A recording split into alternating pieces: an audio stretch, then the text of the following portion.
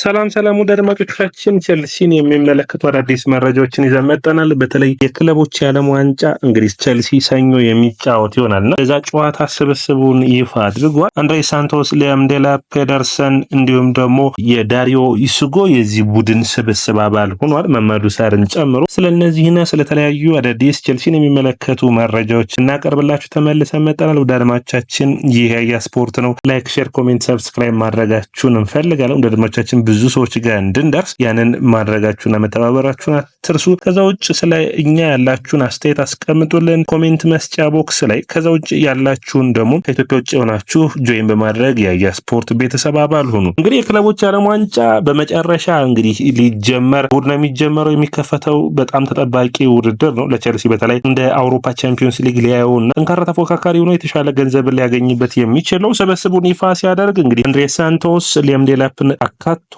ከዛ ውጭ ፔደርሰን እና ከፔትሮቪች ግን ፔትሮቪችን ሳይመርጥ ፔደርሰንን መርጦ ስብስቡ አካል አድርጎ ሄዷል። እንግዲህ ቸልሲ ውድድሩን የሚጀምረው ሎስ አንጀለስ ኤፍሲን በመርሴዲስ ቤንዝ ስታዲየም በሚገጥመው ጨዋታ ነው የሚሆነው። አትላንታ ነው የሚደረገው። ይህ ጨዋታ የመጀመሪያው ጨዋታ ነው። ጠንካራ ያለ ጨዋታ ይሆናል ተብሎ ይጠበቃል። ነገር ግን ለቸልሲ ብዙዎቹን ቋሚ ተሰላፊዎቹን ላናይበት የምንችል ነው የሚሆነው። ሳንቶስ እንግዲህ የ21 ዓመቱ የቸልሲ አማካኝ ተጫዋች ባለፈው ዓመት በኖቲንጋም ፎረስት በ6 ወር ያልተሳካ የውሰት ጊዜን ካሳለፈ በኋላ የ6 ወራትን በስትራስቡርግ ከዛ በዘንድሮ ውድድር ዓመት ሙሉ የውድድር ዓመቱን በስትራስቡርግ አሳልፎ በሊየም ሮዛነሪ ስር በጣም ጥሩ ፐርፎርማንስን ያሳየ በ34 ጨዋታዎች 14 ጎሎችን ያስቆጠረ ተጫዋች ነው። ስለዚህ በተለይ ለአማካኝ መስመሩ የተለየ ሚና የሚሰጥ ይሆናል። ከዱዋንስ ቤሪሃል ጋር ተፎካክሮ የዋናው ቋሚ አሰላለፉ ውስጥ ደግሞ ከኤንዞ ፈርናንዴዝ ጋር የሚፎካከር ይሆናል። ጠንካራ ስብስብ ነው ቸልሲ ይዞት የሄደው። ይህ ስብስብ በተለይ እንግዲህ የመስመር ተጫዋቾች እጥረት ያለበት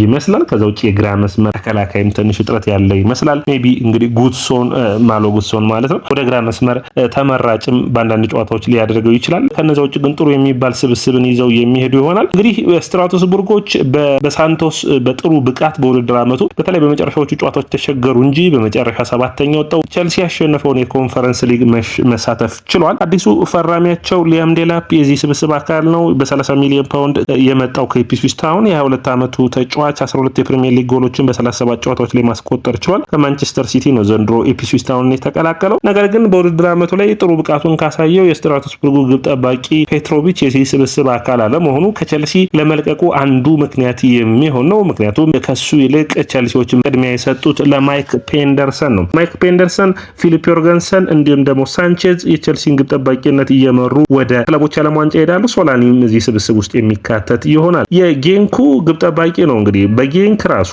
በቤልጂየም ሊግ ላለፉት 6 ወራት ብቻ ነው ቋሚ ሆኖ ለመጀመሪያ ጊዜ መጫወት የቻለው። ጥሩ ፐርፎርማንስን ያሳየ ነበር። ነገር ግን አንዳንድ ሂደቶችን ደከም ያሉ ብቃቶቹን ማሳየቱን መርሳት የለብንም። ከዛ ውጭ በአጠቃላይ እንግዲህ የኤሲ ሚላኑ ግብ ጠባቂ የማይክ ሚኞል ዝውውር አልተሳካም። የአማካኝ ከተከላካዮች መስመሮች ደግሞ የሬናቶ ቬጋ፣ ቤን ቺልዌል፣ ራሂም ስተርሊንግ እዚህ ስብስብ ውስጥ አልተካተቱም። ቤን ቺልዌል በክሪስታል ፓላስ 11 ጨዋታዎችን አድርጎ 2 ቋሚ ሆኖ ቢጀምርም የተሳካ ጊዜን አላሳለፈ።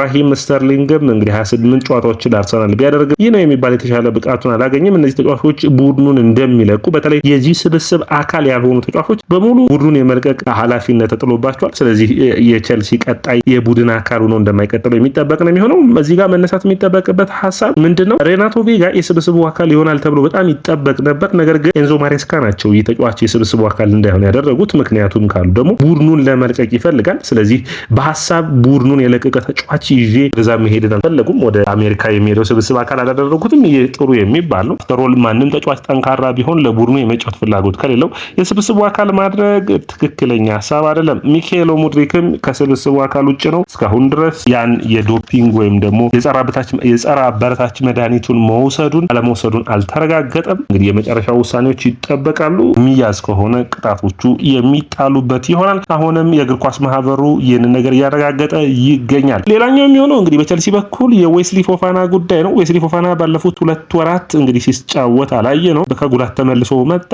1 ጨዋታን አድርጎ ተጎዳ። የሃምስትሪንግ ቀዶ ጥገና አድርጓል። ይህ ተጫዋች እንግዲህ በጉዳት የሚቸገሩት ውስጥ አንዱ ነው። በውድድር ዓመቱ የጄምስ እና የላቪያ መሻሻል ሲታይ ፎፋናም ካለፉት ዓመታቶች አንጻር ጥሩ ብቃት ነው የሚባል ነው። 14 እና 15 ጨዋታዎችን መጫወት መቻሉ። እነዚህን 3ቱን ተጫዋች ግን የጤና ሁኔታ ቸልሲዎች በሚገባ ለሚቀጥለው ውድድር ዓመት ጥንቃቄ ሊወስዱ የሚጠበቅ የሚጠበቅ ነው የሚሆነው። ቸልሲ ሌላኛውን ተጫዋቹን በፓልሜራስ በኩል በውድድሩ ላይ የቸልሲ ደጋፊዎች ልታዩት የሚጠበቀው ተጫዋች ነው። ስቴፋዮ ዊሊያን ይባላል። ስቴፋዮ ዊሊያን ቸልሲዎች ብዙ ሚሊዮን ፓውንዶችን ካወጡባቸው በዓለም ላይ ከሚጠበቁ የቀኝ መስመር ተጫዋቾች ውስጥ አንዱ ነው። ስቴፋዮ ዊሊያን በብራዚልን ወክሎ በፓልሜራስ ቡድን ውስጥ እናየዋለን። ፓልሜራስ የሚያደርጋቸውን ጨዋታዎች የቸልሲ ደጋፊዎች እንግዲህ በሚገባ ማየት ይጠበቅባቸዋል። ሌላኛው ከላስ ፓልማስ የፈረመው የስፖርቲንግ ሊዝበኑ ተጫዋች ዳሪዮ ኢሱጉ የስብስቡ አካል ሆኗል። እንግዲህ በአጠቃላይ በዚህ ስብስብ ውስጥ የተካተቱት እነዚህ ናቸው። ኬንድሪክ ፓየዝ እና ማቲያስ አሙጉ ግን መካተት አልቻሉም። ምክንያቱም ሁለቱም ተጫዋቾች ወደ ስትራስቡርግ የሚያቀኑ ይሆናል በውሰት። ነገር ግን ኬንድሪክ ፓየዝ ደስተኛ እንዳልሆነ እየተወራ ይገኛል። ስብስቡን እንግዲህ በአጠቃላይ ያንዳንዳቸውን ተጫዋቾች ልንገራችሁ ደድማዎቻችን። በግብ ጠባቂ በኩል ሳንቼዝ፣ ፊሊፕ ዮርገንሰን፣ ማይክ ፔንደርሰን እና ሶላኒ አራቱ ግብ ጠባቂዎች ተካተዋል። በተከላካይ መስመር ኩኩሬላ፣ ቶሲነ ድራባዮ፣ ባዲያሺል፣ ኮልዊል እና ማማዱ ሳር እንዲሁም ደግሞ ማማዱ ሳር ደድማዎቻችን 19 ቁጥር ማሊያን በቸልሲ የሚያደርግ ይሆናል። ቻሎባ፣ ሪሲ ጄምስ፣ ማሎ ጉስቶ፣ አንሲርሞ እና አቺምቦንግ ተጋጥተዋል። አሁን እዚህ ጋር ማየት የሚጠበቅባችሁ በኔ እይታ ኤንዞ ማሬስካ ለነዚህ ሶስት ተጫዋቾች በተለይ በቀላል ጨዋታዎች ላይ እድል ቢሰጧቸው ብዬ አስባለሁ። አሮን አንሲልሞ፣ ከዛ ውጭ አቺምቦንግን፣ ከዛ ውጭ ደግሞ ሶስተኛው የሚሆነው ማማዱ ሳር። እነዚህ ሶስቱ ተጫዋቾች የቸልሲ የወደፊት የመከላከሉ ቅርጽ የሚያስዙ የቸልሲ ብዙ ሚሊዮን ፓውንዶችን በተለይ በማማዱ ሳር እና እንዲሁም ደግሞ 10 እና 15 ሚሊዮን ዩሮዎችን አውጥቶበታል።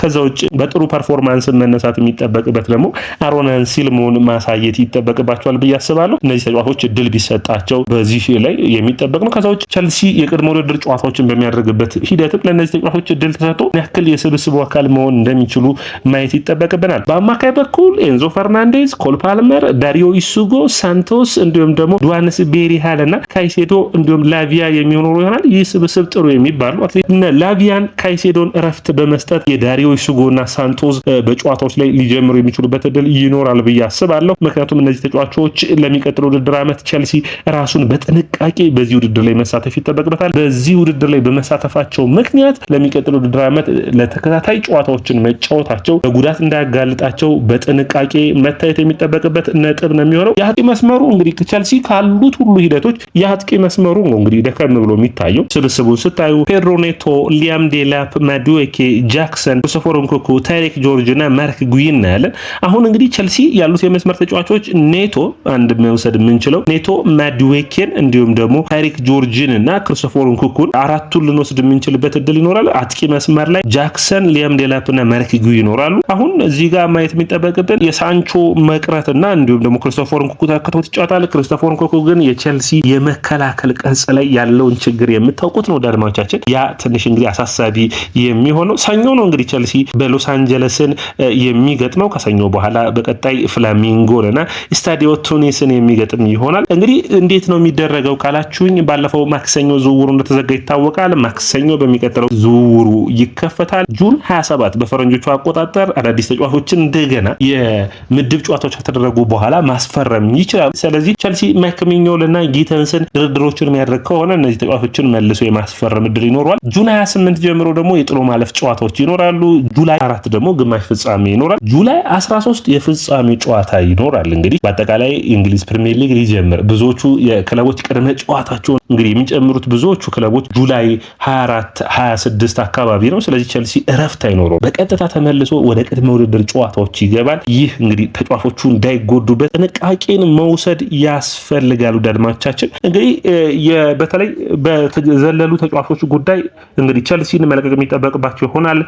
ዴሳሲ፣ ሬናቶ ቬጋ፣ ፔትሮቪች፣ ጃኦ ፌሊክስን ማየት ይጠበቅበታል። ዴሳሲ ወደ ጁቬ ድርድሮችን እያደረገ ይገኛል። ሬናቶ ቬጋ የሚጠበቅ ነው የሚሆነው። ሌላ ክለቦችን መፈለግ ይጠበቅበታል።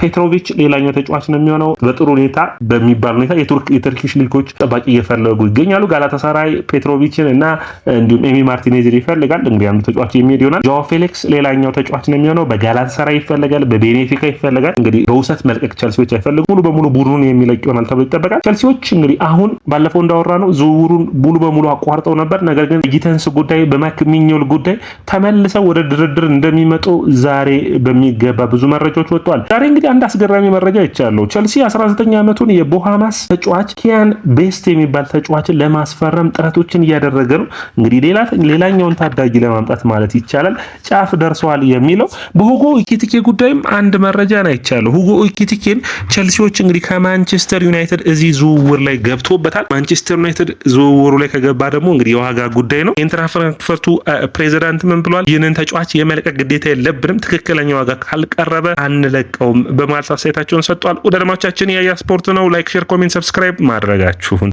አትርሱ።